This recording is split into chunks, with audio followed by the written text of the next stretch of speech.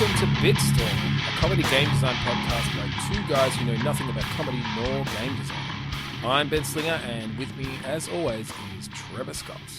Hello, and with us today, we have from the Hungry Gamers podcast, Brendan White.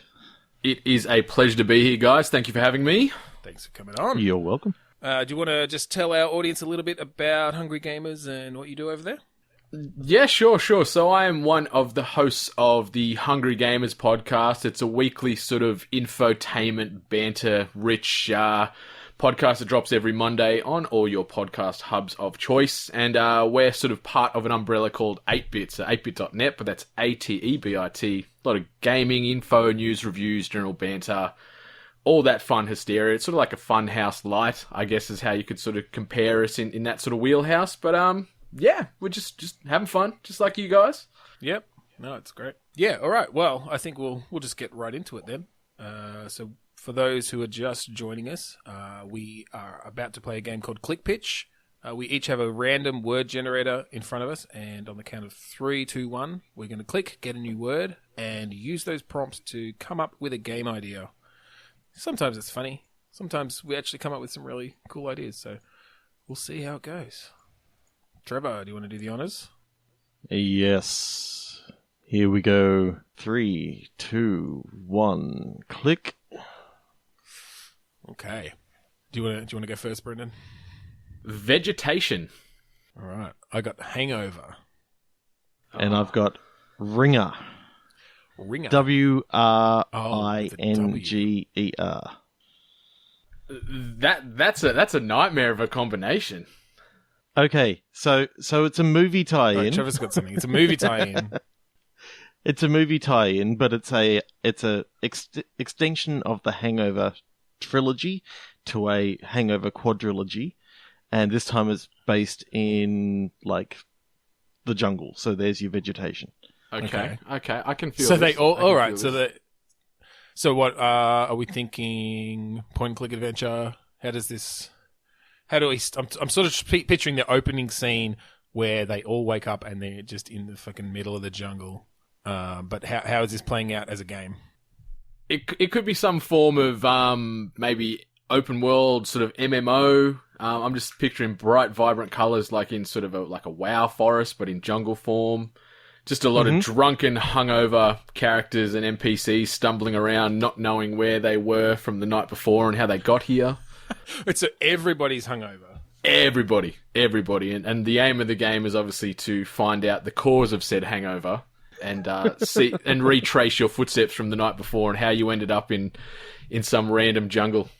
Yeah. That's definitely different to how I was going. I was going for more of a Lost Vikings sort of feel, but in a 3D space as well. But no, I really like the idea of an MMO Hangover. Well, yeah, I love this idea of it as an MMO where nobody has a memory of the night before. So is it that there's one sort of overarching story and everybody's trying to piece it together, or does everyone have their own sort of little story of how they got there? I think there could be little stories depending on the race or the class you might play, but maybe it could overlap into one giant party or something the night before, you know, the party to end all parties, and everyone's trying to work out what exactly happened. And A, how they got into the country, and B, where Wringer comes into it. Yes. Oh, yeah. Forgot about that word. So you could go multiple ways with this, because obviously Hangover is a comedy, but I'm kind of getting vibes of something like Lost or that show Flash Forward, where, like, you know, there was that period where every TV show had to have a mystery that was going to be resolved after 6 seasons. Yes, I like that.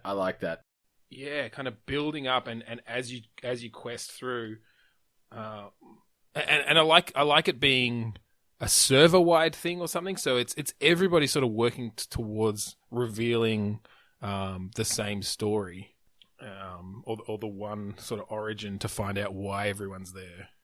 Well, maybe as you're going around the island, it's kind of like you mentioned Lost. It's kind of like you get to a certain point and then you have a flashback, and it's randomly chosen from a group of different flashbacks depending on what your character is, and maybe as you said, there could be lots of different races and that sort of stuff. Maybe based on your race and your gender, you've got a series of flashbacks that you've got to find out where those flashbacks are. But there's enough flashbacks to go over like 6 series or something like that. Exactly. You just gradually follow the breadcrumbs to where the night began and how it ended up being the day after in that fabled jungle. So the gameplay on a sort of, hour by hour basis, is it just sort of survival? I like the idea of doing sort of the survival elements where you simplify it to the point where, you're actively seeking out Nurofen or paracetamol and Gatorade to sort of, stay alive out in this harsh environment because you're just so hungover. Or even the hair of the dog that bit you. Exactly. So once you work out, or maybe there's a way for you to actually find different alcohols and find out which one, was the cause of your hangover, and that's like... I think that ties in nicely. I like the idea of crafting, except it's just all different types of booze. You're just making cocktails. Yeah. You try it and see what sort of effect you get, and if you get the right cocktail, well, bang, there's your memory from the night before, and maybe there's like a little scene in there. There's a hidden recipe that brings on the flashbacks to move the story forward. Most definitely. It's different for every person, though. Clearly, the enemies you'd be battling would be sort of like straight-edged sort of people from society, or like AA managers and things like that. It could be some harsh battles. It could even be like loud noises. Oh, so, yeah, like dogs barking. You're walking through the jungle and you hear an ape going absolutely crazy. Well, maybe going ape shit. So you've got to try and work out how to silence the ape. So there could be a little puzzle in there, and they're sort of like your foes. You're not except doing you can't melee combat. You can't just shoot it because like they're endangered, and also apes would rip your face off. So, definitely. Yeah. But unless you find that special cocktail, which say you're the Mexican class and you find something with like tequila shooters in it, and you sort of get this big buff, and then you can sort of take down that ape. Oh God. It could get pretty dicey though with the racial sort of nods there. If Russians like the vodka and stuff, it could get a bit of backlash. You'd have to be careful for sure. Mm. Well, so then should we go whether you're a hipster or a hippie or maybe it's a bit more just choose like rather than races but classes. Maybe we should just stick with the standards: orc, elf, human. I thought about that too, but then I'm like, do you really want like blood ale or whatever the hell orcs drink? No, they're still just drinking vodka. That's the only. The rest is still a real world. It's just they happen to be. That's orcs. it. Yeah, they're on vodka and gin and the like. Jaeger bombs and things. Yeah. In fact, you know what it could actually be.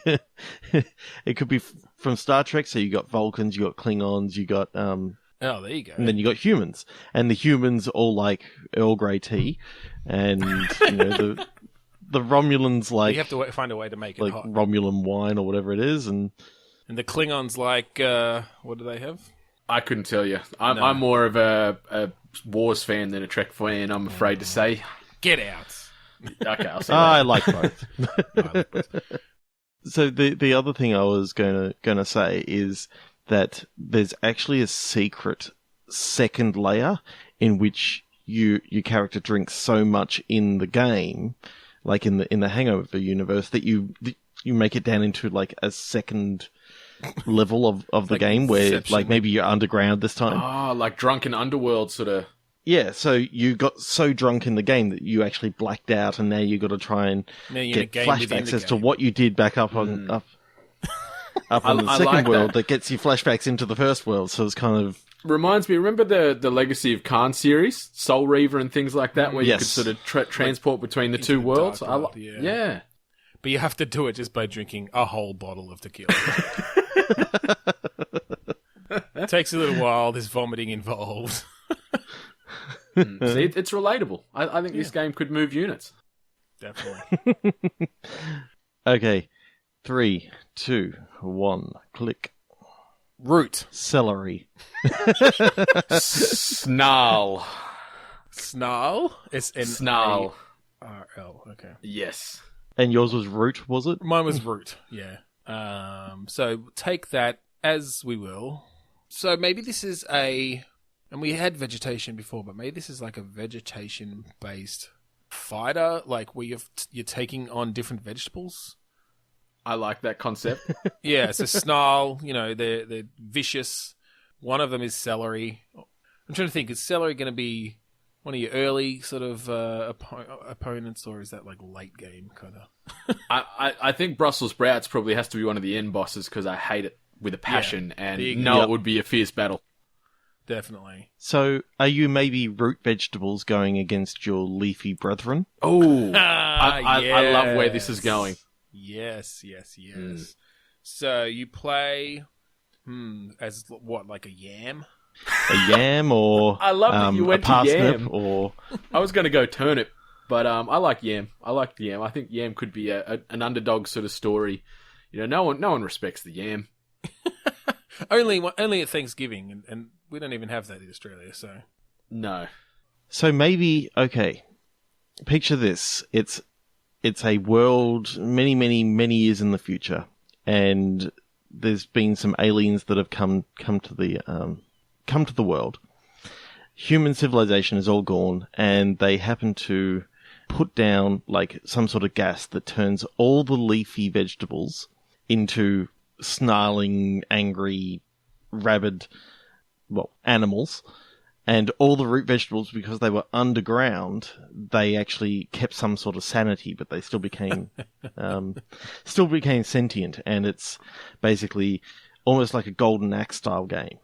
Oh, okay, like a side-scrolling beat-em-up sort of thing. Where maybe the leafy vegetables have captured all the potatoes in the world, and you, as one of the other root vegetables, have to go and save said potatoes. Trevor, that is a rich lore that you've come up with.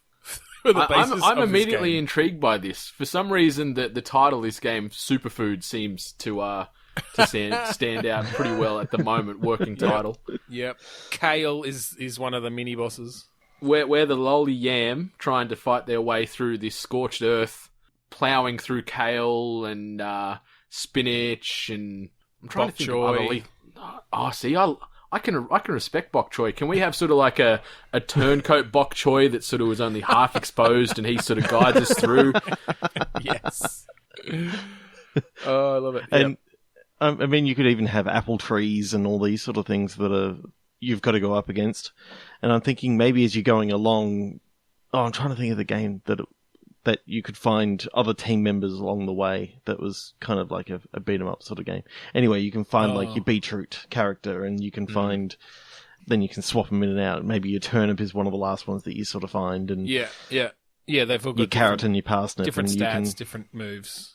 I think we may need to have sort of like our Yoda or guidance character be a Twinkie, because it's going to survive everything. It is just this all-seeing god that sort of guides the way and trains you in the art of combat and survival out in these badlands. And they're neutral because they have no plant matter in them whatsoever. Exactly. So I love this idea. So you actually, all human civilization was destroyed, but for some reason there's like still power being generated, probably because these future humans had really, really good renewable energy sources. Yes. And they didn't actually... Hopefully not like biofuel, because then these vegetables might be pissed off. No, I'm thinking like solar power and that sort of stuff. So you find this Twinkie in this old abandoned shack, and you go in there and he teaches you kung fu moves by putting like some movie on a Blu-ray player and just playing it on the big screen TV. and so I can just imagine, this sentient Twinkie walking over and pressing play on like the remote control or something like that, and then that doesn't work because the batteries are all dead. So he goes over and very detailed on the physical You've machine. You've got this cutscene planned out in your head. I like it. Yeah. Oh yeah. And so one of the bad guys has got to be Bruce Leak. Oh, I love what you did there. That's fantastic. That's one of your better puns, Ben. I'll give you that. I was going to try to come up with more, but I'm actually not that good a punster. I had to sit on Google and go through a bunch of different vegetables before I found that. See, I've been holding off Googling anything as we go here. I've just been trying to think off the top of my head. But yeah, that's the best way leafy of going. vegetables is just certainly not my forte. Well, you said kale before, and then you've got lettuce and cabbage, and maybe you can even go for something like, I know it's not really a leafy vegetable, but you can go for something like pumpkin because it was above the ground at the time. That's true. Yeah, I guess true. is that how we go? Maybe the pumpkins because they sort of got thick skins or something. They're certainly the tanky like characters. Or in this game. maybe they just become vehicles. I like that. I like that. Hollow them out and Big vessels. yeah. But they're sentient, until they get hollowed out. Yeah, it's actually really, really horrifying what these vegetables are doing to these pumpkins, and they've just got this screaming face plastered on them at all times as they're like driving around. I would so play this game. Are you guys picturing like a Castle Crashers / Golden Axe? 2.5D. Yeah, I could definitely see multiplayer adding to the sort of vegetable based hijinks. Where we are yams and potatoes and all those boring underground veggies coming out to seek retribution for our stolen Spud brothers. you can have like special moves between characters that are based on how well they go together in a stew. Oh, that's genius. And maybe even based on the color profile and that sort of stuff. So, there's a lot there. Yeah, your parsnip and your turnip aren't going to go together well because they're the same color. Mm. Whereas your beetroot and your potato in there, turnip may actually go really well together. Yeah, I can certainly see some puzzle elements coming in too, where maybe you need to sort of cut or put yourself through a certain grinder to make a shape, like a la snipper clips, where you've got to, turn your potatoes into fries or waffle fries or mash, or you can sort of change forms on the fly potentially. That's polymorphic vegetable. Yeah. And then you got basically all these like French fry minions that they can sort of go out and destroy. Yeah. I would be all over that. Maybe you're playing, there are a lot of vegetables in the world, so maybe you're not playing one particular potato. You've got sort of a mass of potatoes, you're playing one at any time, and all your special moves are just, turning yourself into different forms of, fries or mashed potato. Or so, one of the moves is, you mash yourself through one of those fry making things, and then you do just... You've got it. That's your special move where they just swarm the other players and just beat the shit out of them. Death by 1,000 crinkle cuts. Yes. That's amazing. And then another potato just jumps up behind, and now they're next. So, that's awesome. I really want to play that. We need to find this on Kickstarter right now. Definitely. What do you reckon? We need about $500,000 to make this? It depends. Are we going like full? Is it sort of 2.5D, like 3D in a 2D plane? Oh no, I think it's all hand drawn animation, so it's a little bit harder. I don't know. I don't know who we need to pitch this to. I don't know if we could get like McCain or Ingham on as a major sponsor and sort of front load this. Yeah. I mean, it branded. Why wouldn't you? Do we have a name for it? Did we come up with a name in there? I know that you came up with superfoods, but what about Starch Wars? Ooh, okay. I think we're onto something here. That could then lead to a sequel in space. Find out why the aliens came here to do this to these vegetables, and exactly. Like okay, let's click again. All right, that was awesome. 3, 2, 1, click. Forgetfulness. Emissary. Cutting. So a forgetful messenger that cuts himself or something. Okay. I could see this. I could see this as like an old school paperboy in the Roman era. Okay. Where he's running around delivering the messages from these higher up Romans, but he's forever forgetting. Maybe he's got, I don't know, early onset dementia, or had a traumatic head injury fighting in the gladiator tournament, and he's forever cutting it fine to deliver these key messages or the news to the clientele. So it's a race against time to deliver those big stone tablets or whatever he's carrying around with the news on.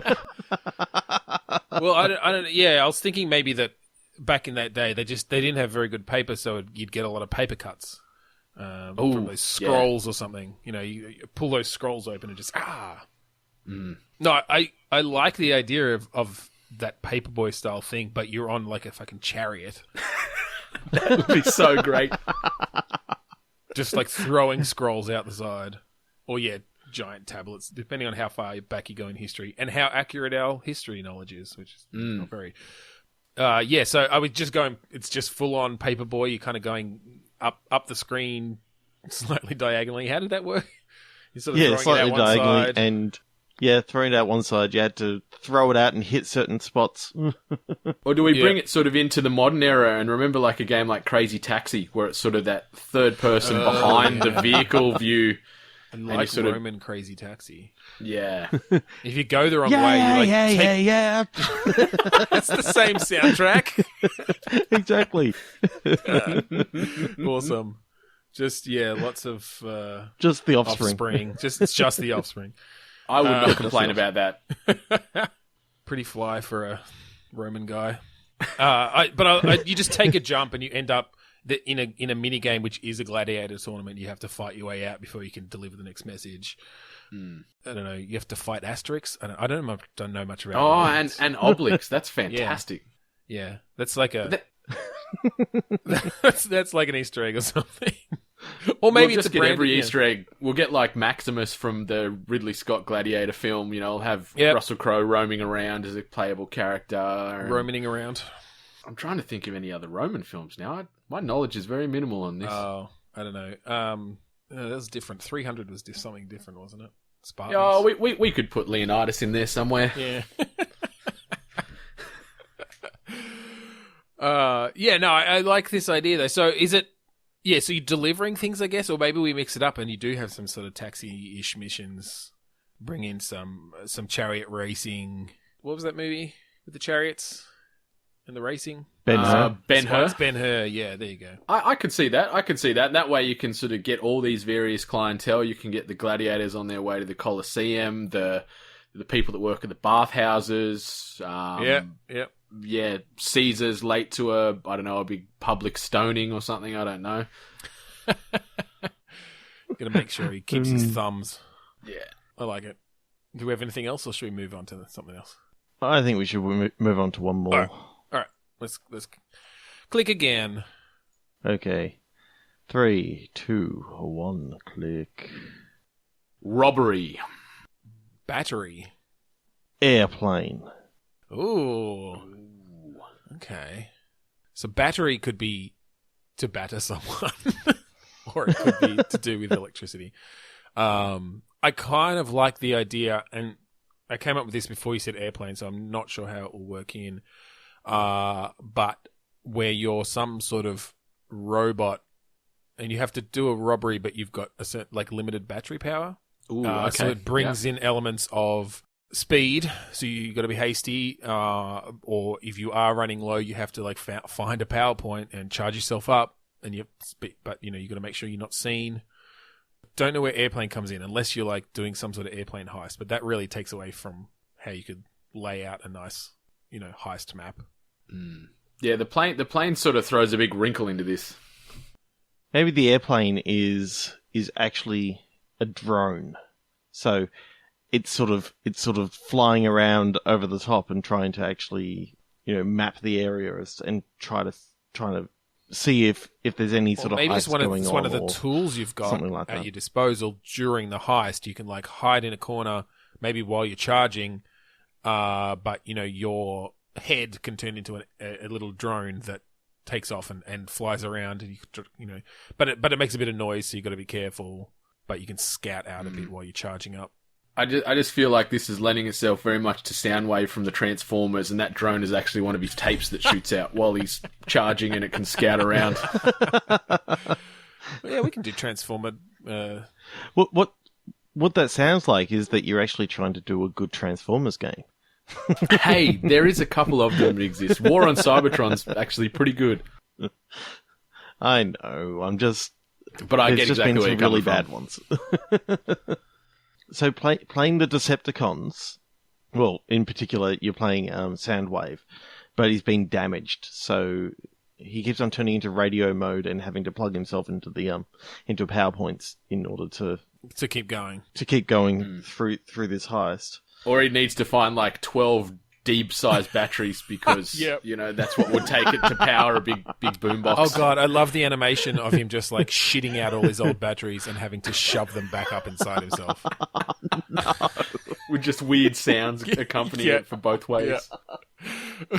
Just tumble out. God. Yeah, so what do you if we're going with this sort of Transformers property, what are you trying to steal? What are you robbing? Or is it just enough that they're Decepticons? I don't actually know that much about Transformers. Do they just steal shit for the fun of it? Yeah, they're forever at war with the Autobots. Yeah, it depends. Like, Cybertron is sort of their home base. Maybe he's trying to steal or generate enough power to get everyone back to Cybertron because they're all grounded here on Earth. Maybe it's a race to Cybertron. Well, that's an interesting sort of mechanic there. If what you're trying to steal is also battery power of some kind, then the more you use throughout each robbery, the less you get overall.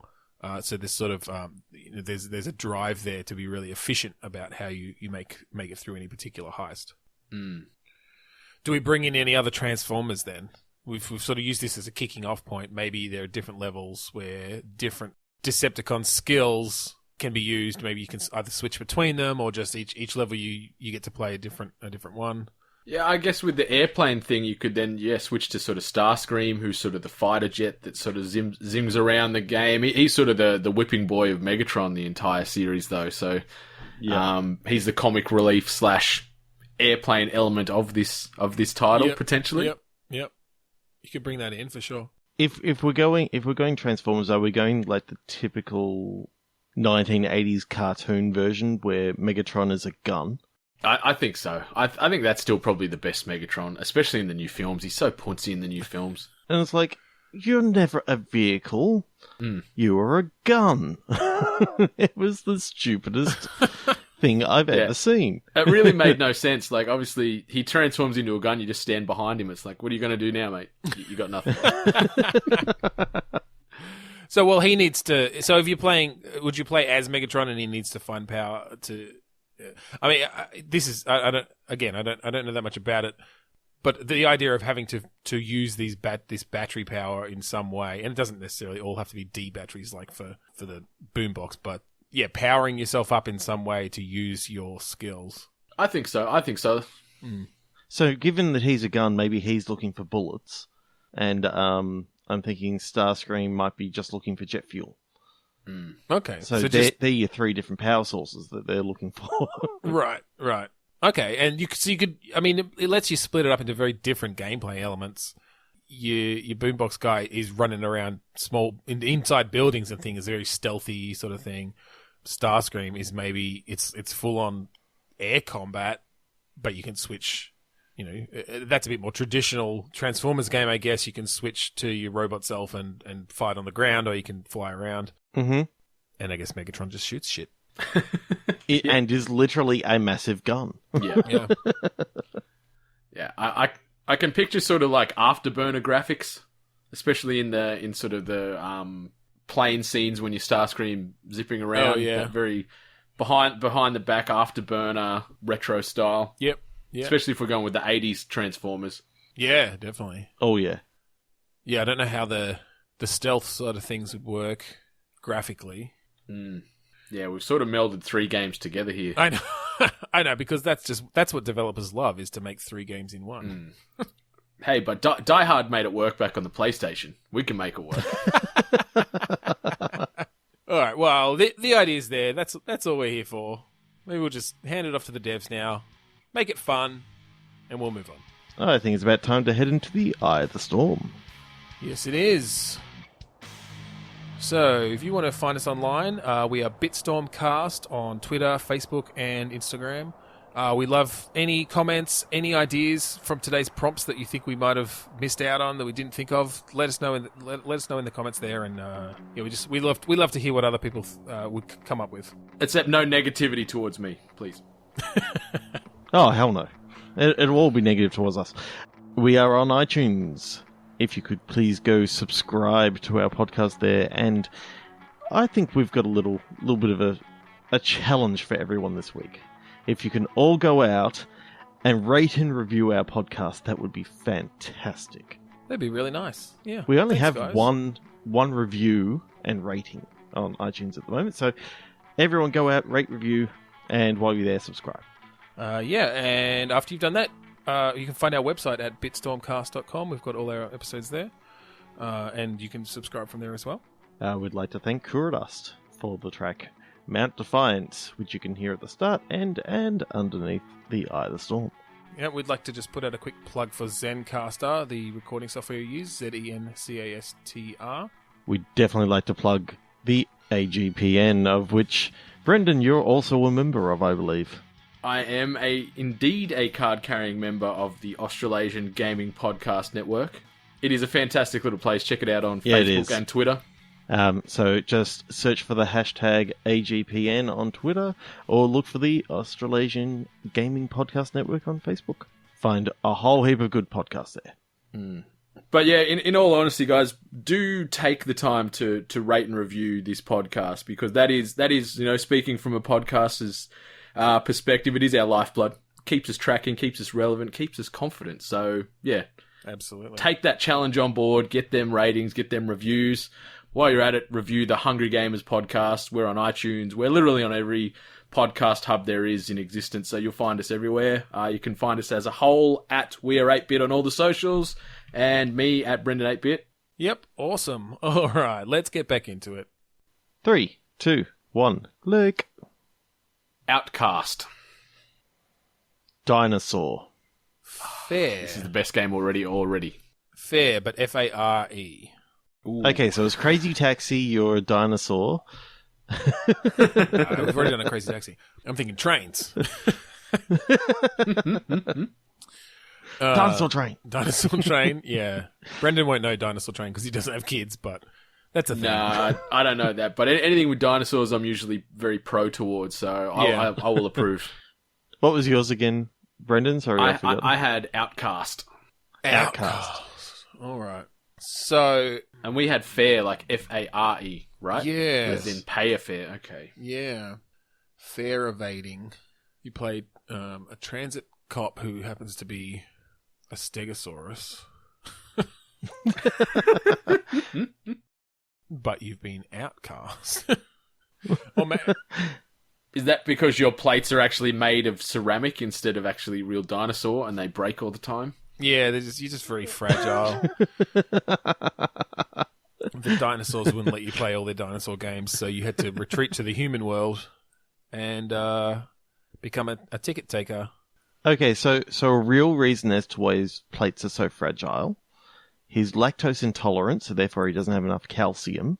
Genius. And therefore his plates are just like chalk. Because he's got osteoporosis or whatever. It's poor Stegosaurus.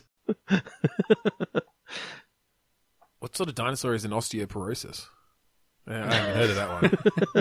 I think that's in the new Jurassic Park film. Come and see the magnificent osteoporosis. His plates have turned to chalk. Chalky plates. So, all right, so gameplay. If we're going with this general concept, yeah, where does the gameplay come in, I guess?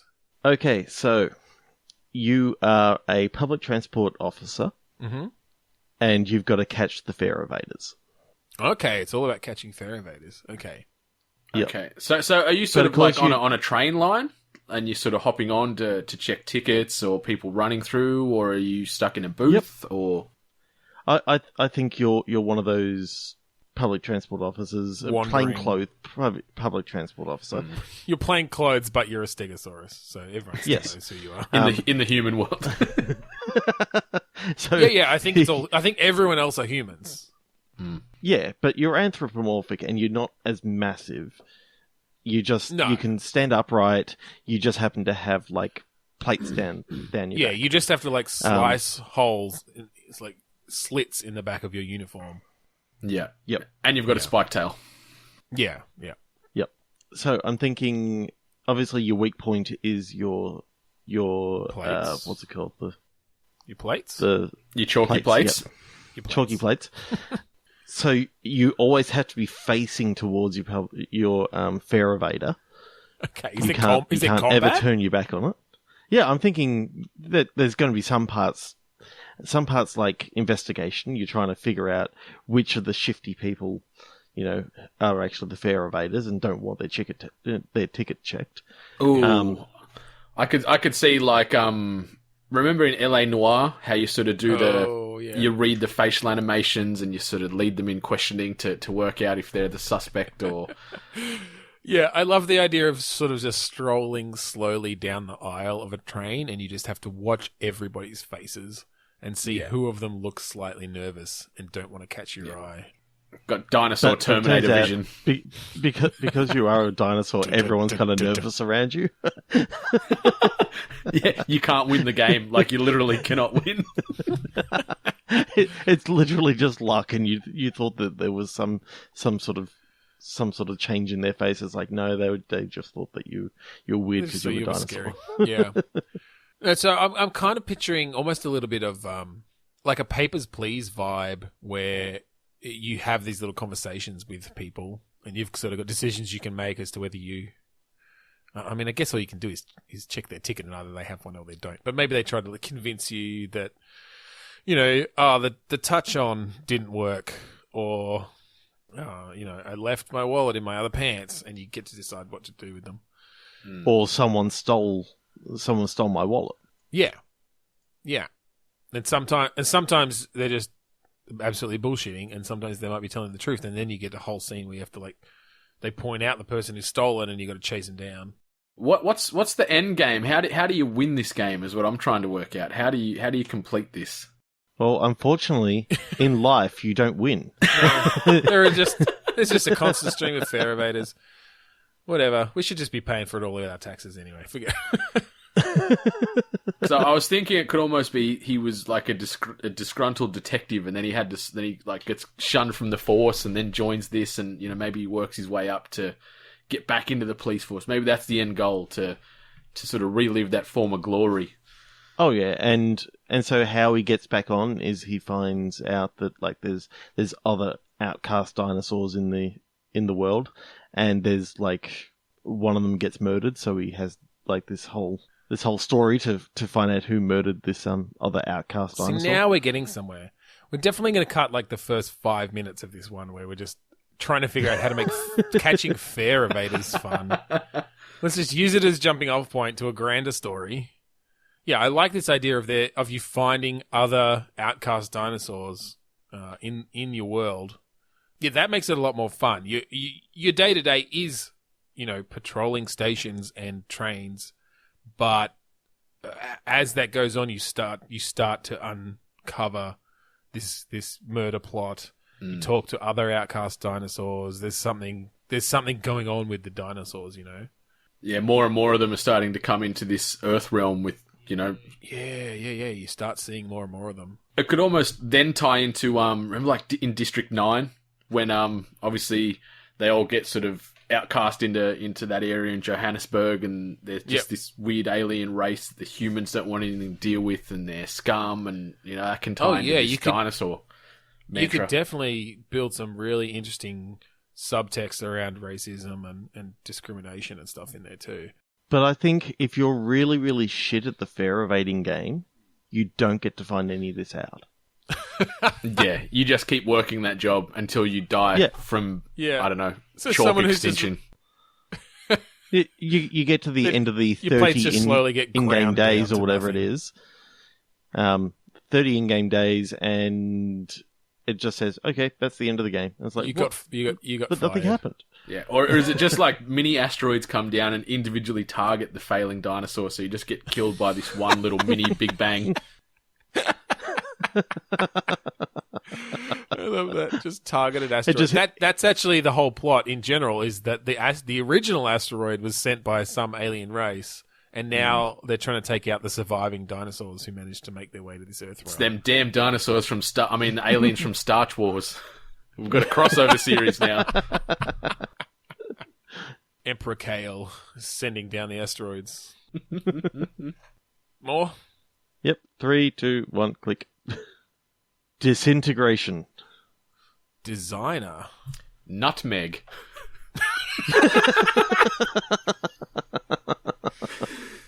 So, well, no, this is easy. You mad scientist who's designed a disintegration gun that turns people into nutmeg. They just disintegrate. There's the game. Yeah. And that's it. It's just an open world. Turn everything into nutmeg. Yeah, it's literally let's just rip off the game, destroy all humans, and just reskin it with this mad scientist, and he just kills everybody with this nutmeg gun. Yep. Okay, so who do you play? Implement some really impressive particle physics. Yeah. Who do you play? I don't know. Maybe you don't play the mad scientist. Maybe you play someone who's like stolen the weapon from him. This nutmeg gun. Well, I think the first half of the game has to be you're going up against the mad scientist with the nutmeg gun, and maybe you get it later Maybe you on. were like the mad scientist was your protege, and you he stole your ideas, and now he's trying to make it for evil because you're making this nutmeg gun that was going to eliminate the drastic global nutmeg shortage, and then he sort of rebuilt it to actually destroy people instead of just creating the nutmeg. Yeah, so originally it would just take like resources from the air to generate a small amount of nutmeg, but he's like souped it up so that it just disintegrates people and objects and turns them into large amounts of nutmeg. He thought he was doing good, but you're not. You think that's ethically not so good.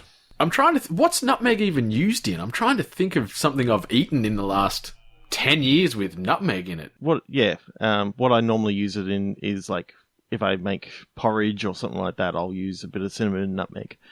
But so that made me think maybe your original vision for this was that you wanted a cinnamon gun. Oh, okay. And your protege took your idea and made it into your most hated spice, a nutmeg gun. And so therefore, that's your motivation. That's your motivation. That you don't just want take more. It and you don't want more nutmeg in the world. You want less. So that's why you're trying to destroy this weapon. Wait, but aren't you using the weapon as part of the gameplay, or no? Oh, I'm thinking maybe you've got the early prototype, which is the cinnamon gun. Oh, okay. Roaring spices. Pretty I think much. it should be like turmeric or something, so we've got a nice color mix.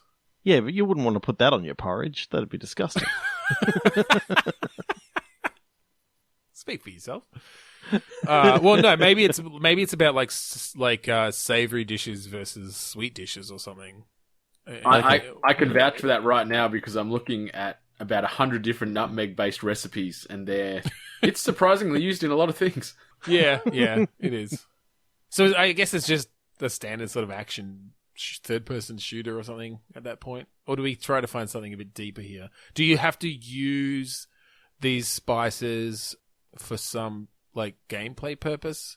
Do you have to use it to create sort of food to replenish your health as you go? Like you get to cooking stations and you sort of got to sprinkle a little bit of nutmeg in it, and then it's like a little cooking mama mini game in there or something. And yeah, you got to bang out some banana chocolate chip cookies or maybe some baked stuffed pumpkin muffins. Apparently, oh, beautiful.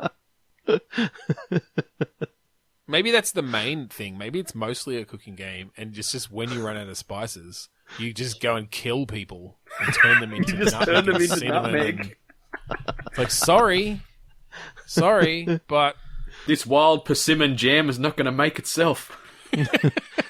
Exactly. So I'm now imagining as like a Grand Theft Auto clone.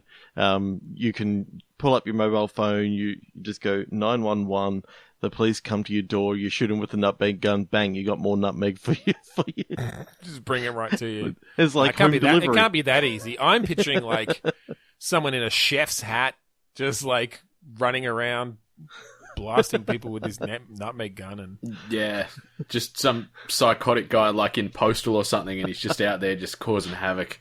yeah, laughing maniacally. It's just this like tornado of different spices whirls around him. He's got the papaya chutney rage. That is so the box art. Yeah. Oh, cool. I'm not sure we can get much more out of spice guns. No.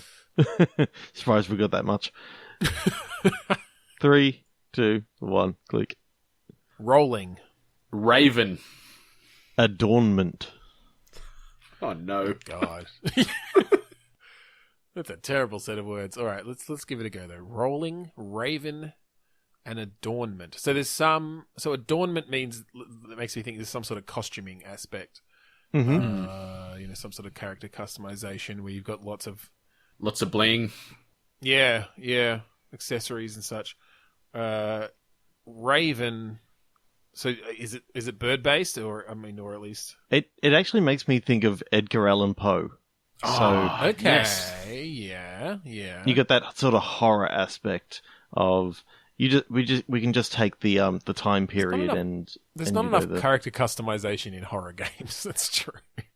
Or is it the serial killer adorns his victims with parts of previous bodies that he killed or something? I don't know. God, oh. Ooh. That just came off the top of your head. Woo. Yeah. This whole thing's been a sting operation. We got you, Brendan. The accessory killer. Lucky I'm using Tunnel Bear to hide my location. That sounds like it'd be a good game, Tunnel Bear. No, so all right, let's take the horror aspect, the character customization. Now, where does rolling come into it? Well, it's just like Dark Souls, how you can roll around and, It's just lots of rolling. You went a lot nicer. I was going to say you only killed fat people. I don't like either of those ideas.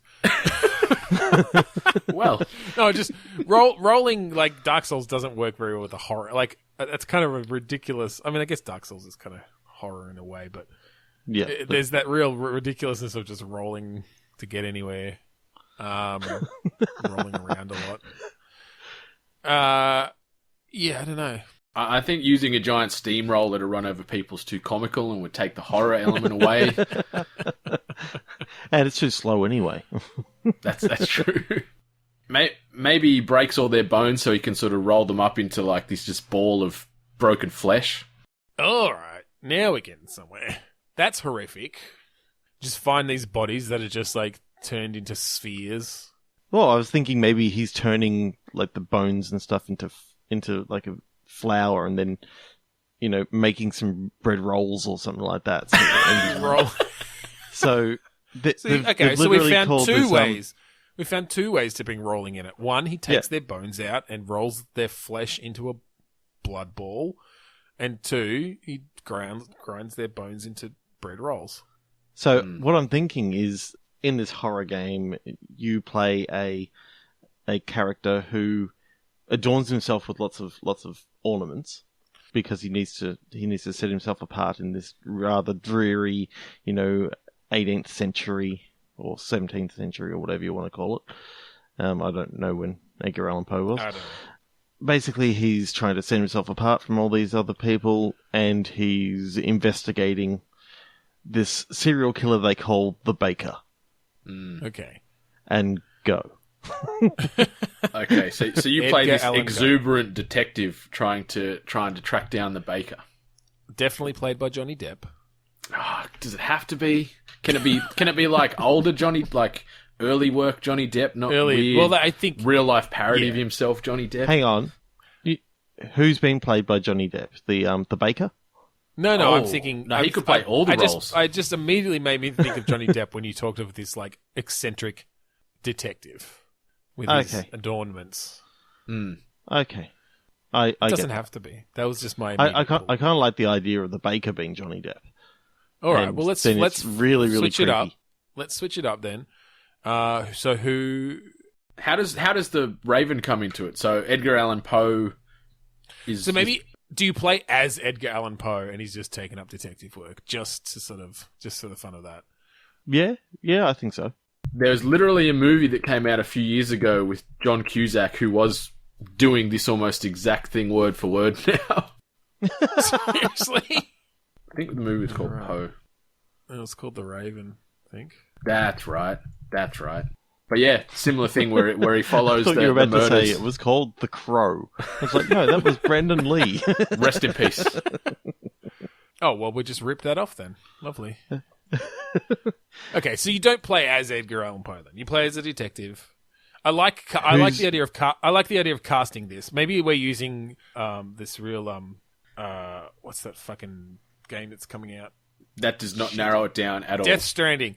This real Death Stranding technology of like we're using real actors in this game and it just looks exactly like them. I'm thinking like with the Raven, like they've got really sharp features and dark hair, and I just keep thinking of like Willem Dafoe. He's got like a bit of a Raven-esque face. So his nickname is the Raven. And a smile that would give you nightmares. Okay, so the Raven is literally a person. Okay, so is that the person that you're playing as, or is that like another character who kind of comes into play? I don't mind if you played him, and I guess we could still tie it into you trying to hunt down the baker, and we can play off the stuff that Trev said earlier as well. I think that could tie in still. Yeah, okay, I like that. Willem Dafoe as the Raven, an eccentric detective. Yeah, that would work really well. He's got all his adornments to bring that in, and he's hunting down the Raven. Hunting down the baker. I still think Johnny Depp could work as the baker. Yeah. That's Johnny Depp as the baker. All right, let's cast one more person. It's got to be like Helena Bonham Carter is his sidekick to the baker. Tim Burton the presents. baker and the pie maker. Now we're just ripping off Sweeney Todd. He's a baker, not a butcher. No, not a barber. I should say. The butcher, the baker, and the candlestick maker. Maybe she's the candlestick maker. Okay. Who's? Well, wait. Who's the butcher then? Is that another killer? Maybe these are 3 killers that you have to hunt down. Yep. The butcher, the baker, and the candlestick maker. The butcher is John Goodman. Oh, jeez. I like that. I like that a lot. Okay, so opening scene. In comes Willem Dafoe into this grisly murder scene where you've got the signature items of all 3 killers, the butcher, the baker, and the candlestick maker. And, he's going through all his stuff, and right at the end of the cuts... No, I want to know what these key things are. So we talked about the baker who takes out their bones, rolls their bodies up into a ball of flesh, and then makes like their bones into flour to bake something. What does the butcher do? He just like slices them up.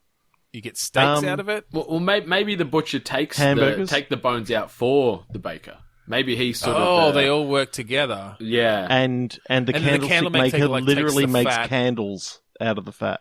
Okay, so it's more that they want to use every part of the victim. No wastage. They want to make sure that everything's used. And then they just present this romantic table with like candles, bread rolls, meat for the detective, for the Raven to find. They're sort of like a combination of like Hannibal. We can play on that Hannibal Lecter vibe now. And then you lift up the metal cover in the middle, and there's just this guy's head with an apple in his mouth. And then Willem Dafoe looks down at it and goes, "Nevermore."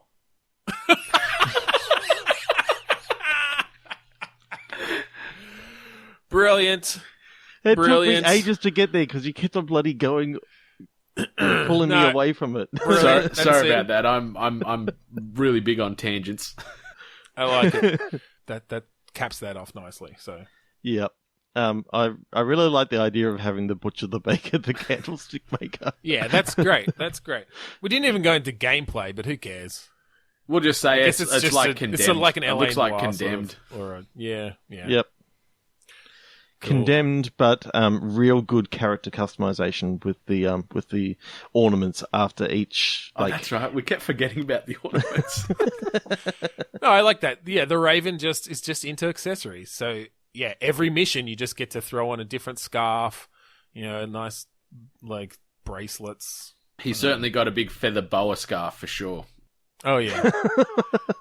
And then it's just that thing where like it's the rest of the game is totally serious, but it's all the like in-engine cutscenes that use all your accessories that you've put on at the start of the mission, just for a touch of wackiness in there.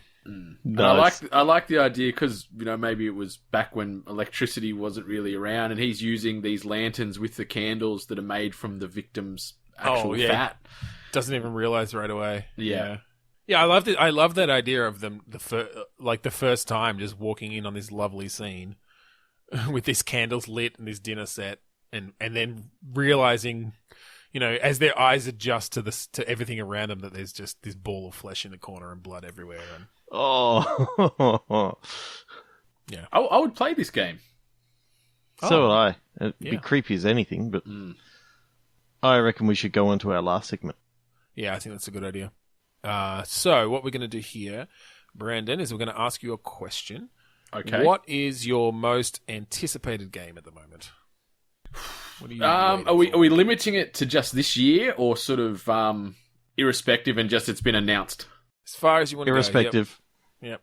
Ooh, see, at this stage, it's probably a toss-up between Red Dead Redemption 2 and The Last of Us 2, I'd say. Both big, massive open-world, sort of third-person, dramatic thrill rides, really tight combat, great characters. Love the originals of both. Beyond excited. It's hard because so many games that I've been hyped for have all just come out in the last few months. So the landscape's been a great barren. year. All right, well, I think let's do The Last of Us. Yeah, same here. So what we're going to do is we're going to throw away everything you know about The Last of Us and The Last of Us 2. And we're going to come up with a game idea just based on the name. Okay. I like this. I think we'll just... Do we want to go with The Last of Us 2? And definitely. Imagine it's a full sequel game. to a game that you don't know anything about. Yep, that was called The Last of Us. We'll figure out what that means. All right. So The Last of Us. That makes me think of just like... Obviously, maybe something dystopic future where there's been some big event that's left very few people left behind. It was the great alien invasion that stemmed the vegetable apocalypse. So this is like, okay, so this is what happened to the humans as part of that alien invasion. Yes. Maybe it's the other side. Okay, so maybe the first game, it wasn't actually Starch Wars. It was just called The Last of Us. And then this is the sequel where you see it from the other side as the humans. Okay, actually, what if The Last of Us is the alien invasion? Like, the aliens are the last of their race, and they're coming to try and terraform this world to be suited to their physiology. So are they vegetable-like? I think so. Or is it just that the sort of terraforming chemicals and things that they put down onto the planet happen to turn vegetables sentient, but there's some other purpose? Yeah, I think maybe that second route. I don't know. I'm feeling almost like a civilization sort of mechanic to it, where you're sort of terraforming and trying to make Earth livable and inhabitable for your species. And all right. So if we're still tying this into Starch Wars, I like that because part of what you have to go up against is these ravaging bands of vegetables. But the main gameplay is, you're the last of an alien race. I mean, maybe it's not even all set on Earth. Maybe you're sort of going planet to planet trying to terraform these planets into something that you can live on and breed on and continue your race. I like that idea. Kind of like the migration habits that, was happening in, like, the Americas and that sort of stuff, where you come to a certain area, you totally strip it back, then you move on to the next area, and strip it back and move on to the next area. That's what these aliens are doing. Well, not stripping it back. Like, It's more of a Johnny Appleseed sort of thing. You're going world to world, and you're like, you are using the resources obviously, but you're like putting a foothold there to continue your civilization. So I mean, I guess it's sort of a little bit of a 4X game, but with this hook of, you are literally the last of your race. So do you come up against? I mean, other than the sentient vegetables on Earth that you inadvertently create, do you come up against other races on these different planets? Like, what are the obstacles against breeding? Yeah, maybe. Yeah, the universe is just dying, so it's almost a race for surviving of all these various alien races, trying to inhabit and make these respective planets livable for their certain race. So maybe some things you terraform are a detriment to others, like that'll buff you and sort of cause them harm and vice versa. So I don't know. Yeah, well, that makes me actually think, rather than like an entire universe or even a galaxy, that it's a much smaller scale and it's sort of set in just a single solar system where there's limited number of planets, limited number of resources. And yeah, so anything you do is going to affect the other people that are trying to live on these different planets or push back and forward between them. Yeah, there's some interesting stuff there. It's really hard, isn't it? I'm trying to bring a twist into it that's really going to like spark that imagination around it. Okay, so what about another alien race that is coming to literally destroy all the civilization that you've put up? So you've got to try and come up with some defenses against this other alien race that has literally wiped out the last 5 worlds that you and your team have inhabited. This is your last stand because it's the last of you. Yeah, so you could sort of balance going back to those old destroyed planets and researching sort of the damaged resources and sort of what they've done to work out their weaknesses, but you sort of got to juggle your terraforming as well as the research on this ultimate evil deity that's sort of coming through. Yeah. Yeah. So I'm still just trying to like like it's a solid game idea. There's some good stuff there, but yeah, I'm trying to find that real hook. The hook is that the yam from Starch Wars, he comes back and saves the day, or that magical Twinkie that we talked about way back when. The magical Twinkie takes him into his abandoned shack, and he shows him the Kung Fu movie, and they all go, "We know Kung Fu." Exactly. That's it. That's how you beat the big bad. It's just Kung Fu.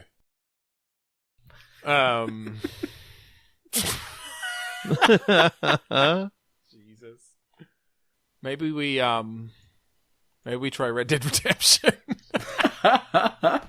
No, see, I'd just keep on taking that. I'd take that to a Western, and that's pretty much what that is. So, well, yeah, but we can come up with something different from that title. Dead, I'm thinking something to do. Well, I guess they did this a little bit already, but like zombies or the undead. What sort of undead are red? Is there any red undead?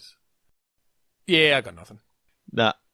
All right. Well, do we just end it there then? Golly God. It's a shame to end it on a bit of a dead note, but yeah, like we could work definitely more with that The Last of Us concept. I think like you could be the last of a race, you could be the last of a species. Maybe it's a reversal, and you're the last human on Earth, and there's tying into those monsters. It's just a world laden with vampires, and you're literally the only one left, and you're the only food source left for them.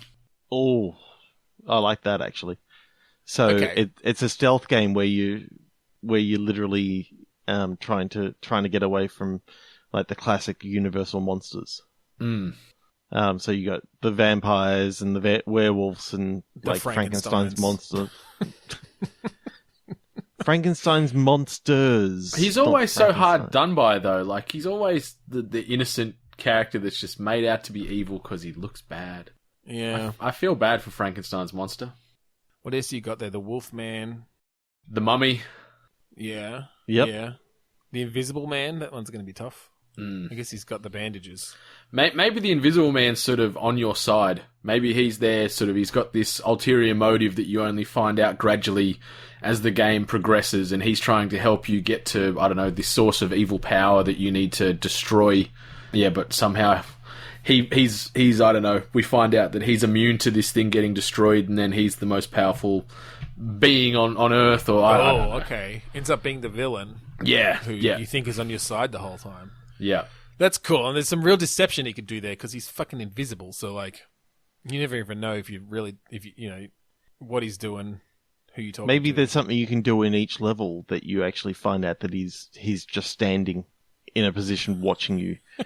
And maybe you could sneaking do some up to really you, so interesting stuff with an invisible character and how, like things, how you would, like an invisible sidekick. Yeah, you could take control of him at certain junctures in the game to get through areas and create confusion amongst enemies and things like that. Yeah, I love the idea of him like walking through, I don't know, like an area with a lot of dust or like water dripping or something, and just the visuals of that. You could do some cool stuff with modern graphics. I just think of Hollow Man. Remember Hollow Man? Oh yeah, bit of steam. Awesome. Yeah, steam. Yeah. Steam. You go into a bakehouse and you get covered in flour. Yeah. There's the crossover to that Raven game we talked of earlier. Oh god. We're just making a universe like a la Stephen King. We've just got all these threads weaving through, and I love it. This is our new cinematic universe of Bitstorm. No, I like. Okay, I like. So let's break this down. So you're the last human on Earth. Is that what it is? You're fighting against you're like trying to hide. How about on your continent? Because you don't know what's happening on other continents, but you know that. So has there been an uprising of monsters, and they're all the classic Universal monsters? Yep. And the Invisible Man's come to you, and it's a third-person action and the Invisible Man plays as your sidekick as you go through. All right. Yep. Obviously, I think that the main sort of figureheads or bosses of the game would be, you know, the head werewolf, head vampire, and whatnot, and sort of so it junctures throughout the game. You've got to dethrone or eliminate those respective monsters, and maybe that then severely reduces that population. You know, I don't know if we go into that vampire lore where you kill the head vampire and, you know, they all die and things like that. Well, I think even just as you go through the game, you can be coming up against or introducing new monster types as you go to get, have different strategies, harder to kill in different ways. How are werewolves going to work, though? Given that they only come out during the full moon, do they just look like human, like the rest of the time? Yeah, it's hard if we stick to the lore. Yeah. Maybe they've just turned permanent werewolf. Yeah, I think so. I think they just have to be permanent werewolf. Humanoid wolves. Yeah, maybe this all started from, scientists gene splicing, and it, I don't know, triggered this strain of monster through people. That nutmeg mad scientist is back. It's the same guy. He was trying to do cumin. And for some reason, it just started turning people into monsters. Cumin does that to people. Yeah. So I'm just amused. I'm on the Wikipedia page for Universal Monsters, and in this list of the films that are in the canon is Abbott and Costello. So I think maybe they're like the final boss. Maybe they kicked this whole thing off. So you just come up against Abbott and Costello at the end, and how in the hell do they fall into the lore? How? Apparently they're like in a bunch of the movies. Oh wow! With some of the characters, like they did Abbott and Costello meet the mummy and stuff. Hollywood cinema. Mm-hmm. Yep. Okay, I think that about does it. Well, let's leave it there. We pulled something out of it. Yep. That's the bargain bin purchase. I think. Sadly, The Last of Us revisioned. Yep. The Last of Us Universal Monsters. All right. Well, thanks for joining us today on Bitstorm, everybody. Thanks for joining us, Brendan. That was great. Thank you for having me. Hopefully, I didn't cause too much trouble. Oh god, no, there was some great stuff in there as usual. We always take it to some fun places. Yeah, so we're gonna finish up there. Brendan, do you just want to let our listeners know where they can find you online? You can literally find me everywhere at Brendan 8bit, ATEBIT. Yeah, on every one of your social media hubs. Find me. Social media. Or lurking in dark alleys between 10 and 2 is another place you can probably find me. So. In Sydney, correct? Yeah, in Sydney. Again, thank you guys. It's been a hell of a ton of fun. Had a great time. Hopefully, I can come back sometime in the future and talk more definitely. leafy combat games. Definitely.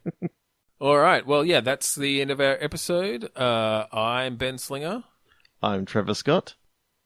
Your turn, Brendan. Oh, sorry. I wasn't sure if there was a cue there. I'm Brendan White. So a game where you play a root vegetable fighting the leafy vegetable horde? I'd play that.